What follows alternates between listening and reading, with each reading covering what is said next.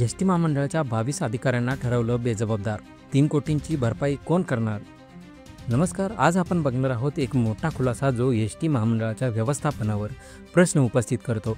चंद्रपूर जिल्ह्यातील सायकल स्टँडचे कंत्राटदार दिलेले धनादेश बुडवले गेले। 45 धनादेश अनादर प्रकरण मध्ये तब्बल 3 कोटी रुपयांचा फटका एसटी महामंडळाला बसला आणि याच प्रकारची चौकशी झाल्यानंतर आता 22 अधिकाऱ्यांना बेजबाबदार ठरवण्यात आले।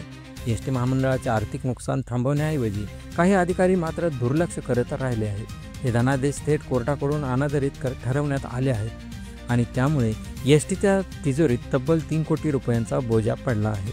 या प्रकरणात एसटीचे संबंधित 22 अधिकाऱ्यांवर कारवाई करत त्यांना जबाबदार धरला असून त्यातील 4 जणांना सेवानिवृत्त करण्यात आला आहे। उर्वरित अधिकाऱ्यांवर अजूनही चौकशी सुरू आहे आणि कारवाई होण्याची शक्यता आहे।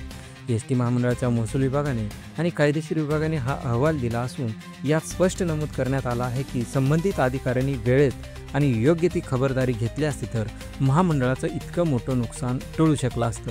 या प्रकरणात परिवहन सचिवांचं लक्ष वेधण्यात आलं असून त्यांनी सखोल चौकशीचे आदेश दिले आहेत। विशेष म्हणजे या संपूर्ण घोळावर 600 पानांचा सविस्तर अहवाल तयार करण्यात आला आहे।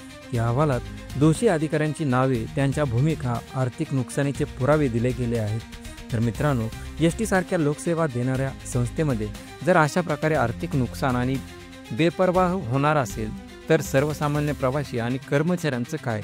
हा मुद्दा आता राज्य शासनापर्यंत पोहोचवला असून या प्रकरणात कडक निर्णय घेतले जातील अशी अपेक्षा आहे। ही माहिती आपल्याला कशी वाटली कमेंटमध्ये नक्की कळवा आणि अशाच महत्त्वाच्या बातम्यांसाठी आमच्या चॅनलला लाईक, शेअर आणि सबस्क्राईब करा। धन्यवाद।